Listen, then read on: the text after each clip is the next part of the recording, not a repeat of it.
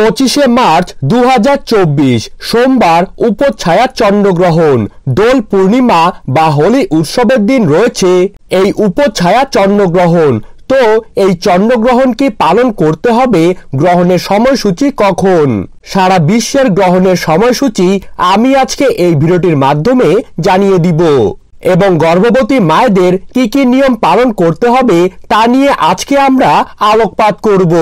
2024 সালের প্রথম চন্দ্রগ্রহণ হতে চলেছে 25শে মার্চ সোমবার দোল পূর্ণিমার দিন, যার স্থায়িত্বকাল 4 ঘন্টা 36 মিনিট, কিন্তু পঞ্জিকায় কেন উল্লেখ নেই?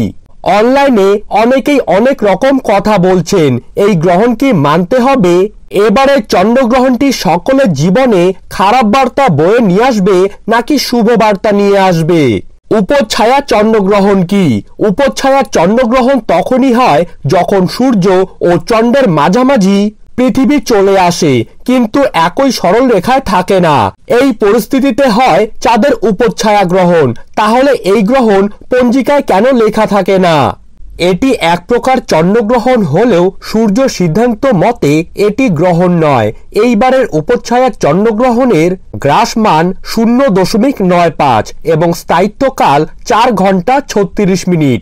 কোথায় কোথায় দৃশ্যমান হবে এই চন্দ্রগ্রহণ?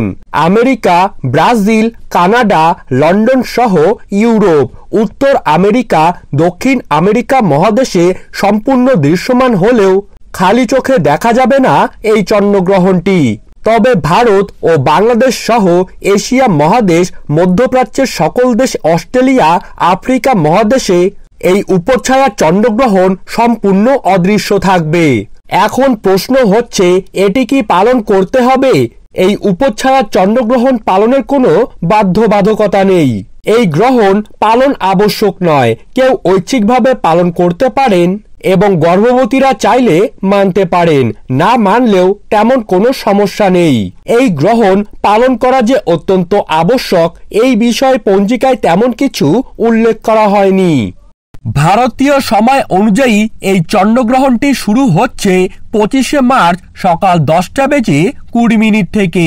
এরপর গ্রহণের মধ্যভাগ থাকছে দুপুর 12:40 অবধি এবং গ্রহণটি সমাপ্ত হচ্ছে দুপুর 3:25। এরপর আমরা জেনে নেব বাংলাদেশের সময়সূচি অনুযায়ী চন্দ্রগ্রহণ কখন শুরু হচ্ছে এবং কখন শেষ হচ্ছে। বাংলাদেশের সময় অনুযায়ী চন্দ্রগ্রহণটি শুরু হচ্ছে 25শে মার্চ সকাল 10:50 থেকে এবং গ্রহণের মধ্যভাগ থাকছে দুপুর 1:12 পর্যন্ত এবং গ্রহণটি সমাপ্ত হবে বিকেল 3:55। গ্রহণ একটি মহাজাগতিক ঘটনা হলেও ধর্মীয় শাস্ত্র অনুযায়ী গ্রহণকে কিন্তু একটি অশুভ ঘটনা অথবা অশুভ শক্তির বহিঃপ্রকাশ হিসেবে মনে করা হয়। ভারতবর্ষ ও বাংলাদেশের সময় অনুযায়ী যেহেতু চন্দ্রগ্রহণটি দিনের বেলায় অনুষ্ঠিত হবে, সেহেতু দিনের আকাশে চাঁদ দেখা যাবে না। তাই ভারতে এবং বাংলাদেশে এই গ্রহণের প্রভাব তেমন একটা পড়বে না।